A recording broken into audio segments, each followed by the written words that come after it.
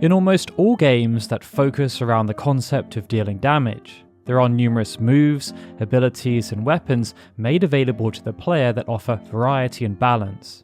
But there's almost always one damage-dealing action that surpasses them all, and this was perhaps typified best in earlier games through the introduction of things like the BFG in Doom. Role-playing games have, of course, explored this concept too, and even though earlier Final Fantasy games were quite modest, as the franchise built out, more and more super moves started to be introduced as a way of defeating enemies quicker while making players feel awesome while doing so. Some of this has, of course, become codified as limit breaks, and we've covered a few of those in our previous video about the most powerful attacks in Final Fantasy history. But today, we're going to focus on a specific subset of damage dealing, which relates to spellcasting. So, with our usual caveat that we'll only be talking about one spell per game, here are some of the most powerful spells in the history of Final Fantasy. And we're going to kick things off with one of the most controversial implementations of magic across the entire franchise, as we take a look at Final Fantasy XV. But before we do, we are currently running a survey that encompasses the Final Fantasy franchise as a whole. All you need to do is rate every game out of 5, also specifying if you've played the game or not. And if you're on mobile, you may need to scroll to the side to see all the options. If you have the time, there's also the space available to give 5 words that you feel encapsulate the essence of each mainline entry. We look forward to sharing the results with you in the coming months. But for now, let's continue on with the video. For years, Square Enix have been wanting to push Final Fantasy towards being more action-orientated. Initially, they were careful about how this manifested within the main numbered games, but when Versus 13 was announced alongside Final Fantasy XIII, they proudly declared that it would be an action RPG not too dissimilar to Kingdom Hearts in terms of how it played. Over time, this notion did change as the game shifted into a form of development hell and Business Division 2 took over the project. Fresh from their work on Final Fantasy Type 0, they attempted to put their own stamp on Versus 13 and it was rebranded to Final Fantasy XV. This meant there were quite a few nuances that came to the fore, and one of those nuances related to the revamped magic system. Dubbed Elemency, unlike many previous systems where spells had to be learnt, here spells had to be crafted, and they were more akin to grenades due to how they were used and their finite number of uses. Due to the nature of the system, those who invested time and effort found that there was a surprising level of depth as, based on the materials used and their frequency, players were able to craft all different types of spells that had a range of applications and potency, from typical elemental damage ranging to even EXP boosting. The most powerful spells, however, were classified as limit break magic and had the potential to deal astronomical amounts of damage that broke the standard damage limit of 9,999. Limit break magic could exceed this by 10 times this cap, and it meant that any player who crafted the limit break spell Flare at a maximum potency of 999 was able to deal almost 100,000 points of damage. Now, in many respects, Final Fantasy XII was quite different from the previous mainline numbered games too, as Matsuno and Ito combined to push boundaries.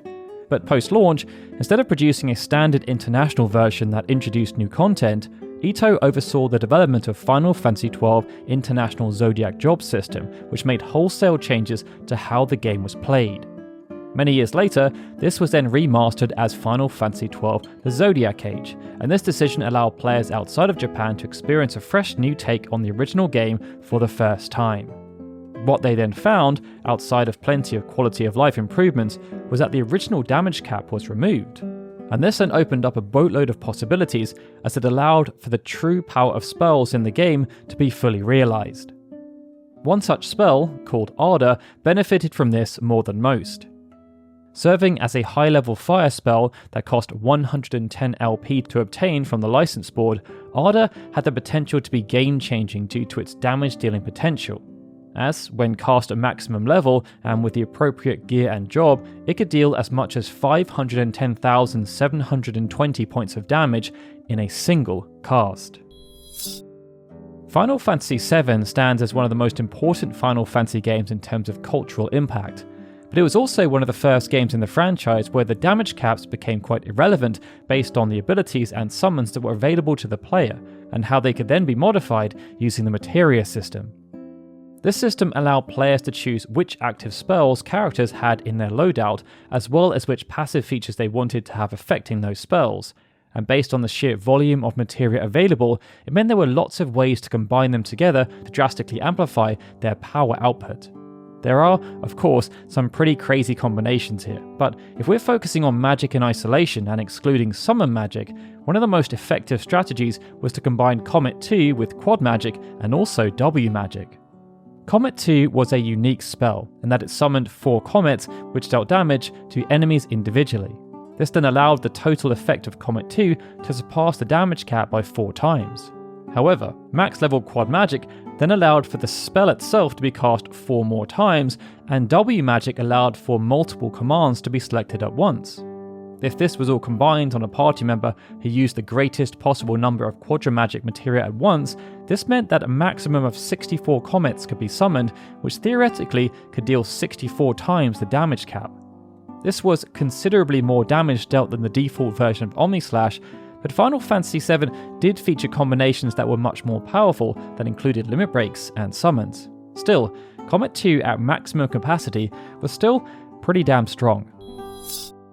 Final Fantasy XIII continued the evolution of the franchise, bringing in a notable enhancement to the active time battle system that was designed by Toshiro Tsuchida. Similar to Final Fantasy X-2, it saw characters able to switch roles during battles, and although every character could take on every role, certain characters such as Vanille excelled in roles that used magic, and it meant she was very effective at casting many of the spells the game had to offer, and also had access to a few exclusive ones, such as Death. In theory, this iteration of Death functioned in a similar manner to the vast majority of iterations from across the franchise, as it had a 1% chance of inflicting the instant death status effect. But for when that didn't happen, the spell also dealt a tangible amount of damage. However, due to the nature of the spell, it had a high cost and required Vanille to exchange a full ATB gauge to use, while also being locked into the latter stages of the Crystarium system. When used though, it was very likely to deal just under 100,000 damage. But if the Genji Glove was equipped and the damage limit was broken, it could max out at just under 1 million.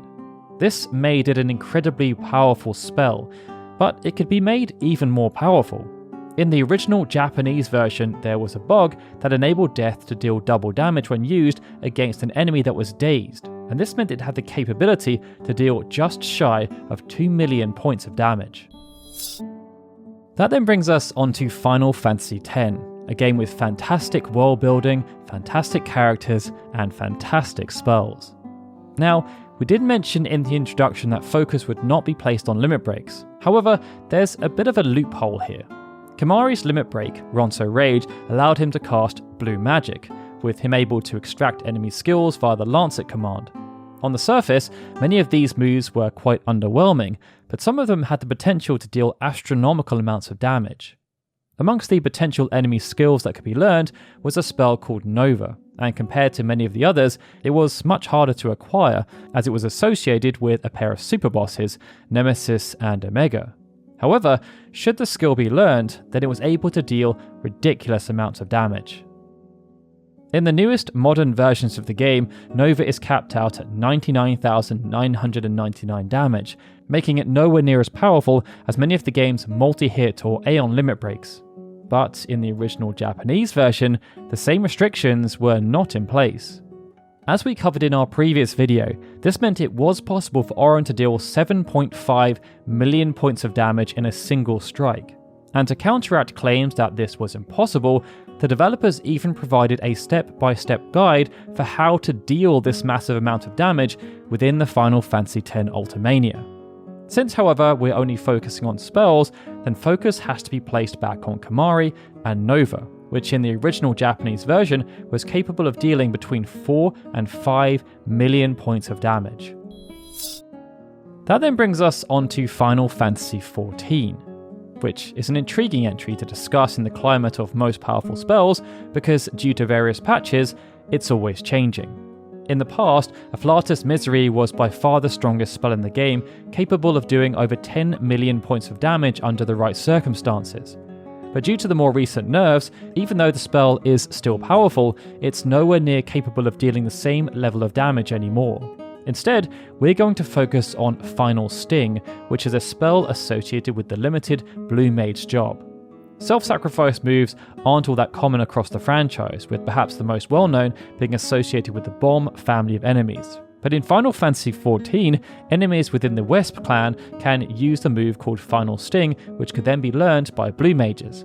Needless to say, due to the nature of the spell, its potency was quite high, as the entire purpose was to ensure that if the enemy, or indeed the Blue Mage, was going to die, then they may as well take their enemy with them. When Blue Mage was added as part of Shadowbringers, Final Sting had a potency of 1,500. But this was then enhanced to 2,000 and granted a status effect called Brush with Death, which prevented the use of Final Sting, self-destruct, or transfusion for a period of 10 minutes. Even 5 years ago, players had creative strategies that revolved around rituals of self-sacrifice when bosses reached certain percentages of HP remaining, as there was no real risk in doing so as the encounter would end. This table, presumably created by Quan on Reddit, denoted the extraordinary individual and collective power of even the base move with no criticals or enhancements. Since then though, a lot has happened. But a few months ago, a Final Fantasy XIV content creator called Katsu did a detailed analysis of what is theoretically the biggest single strike in Final Fantasy XIV. There's a link in the description to check out the video for yourself, but it opened up a discussion in the comments, and this led to the conclusion that, as of right now, it's possible for Blue Mages to deliver almost 5.3 million points of damage. That then brings us on to Final Fantasy VIII. This is an entry with a core cast of characters so beloved that they've appeared in many other Square Enix properties. And one such example of this is Selphie, who appeared in the first entry of Kingdom Hearts. Although Selphie was memorable due to her energetic personality, she became most well known for the absurd power of her spell, The End. The End could only be cast when Selphie used her limit break and landed on the slot associated with that spell. Now, due to the power of the End, the odds of it coming up were very low, but the probability could be influenced, and one of the most important factors was Crisis Level. In Final Fantasy VIII, Crisis Level was an attribute that reflected how poor of a state the character was in the context of the scenario they were now in. It therefore increased when things looked more dire, through the character having low HP, or through the number of negative status ailments they were afflicted by. But there were also other aspects, for example, how many of their allies had been KO'd. Should Selphie land on the End, then the power was incredible. Unlike other instant death spells, the End instantly defeated every enemy in the encounter, and there were no limitations. Yes, it could even be used against the game's final boss and Omega weapon.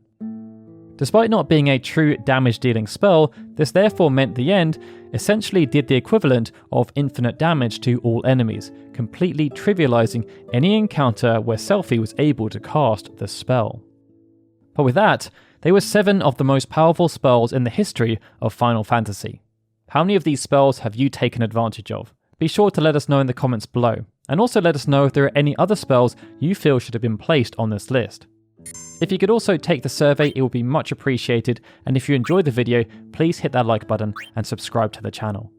Alright everyone, with that, this is Daryl signing out. As always, I'd like to give a big thank you to all of our Patreon and YouTube members and supporters, especially Benjamin Snow, CloudClone28, The Livestream, Juan Jaramillo, Justin Dent and Sukin TDK, who are super special Onion Knight supporters, and of course, a big thank you to everyone for watching this video. I'll see you all again soon for more Final Fantasy goodness.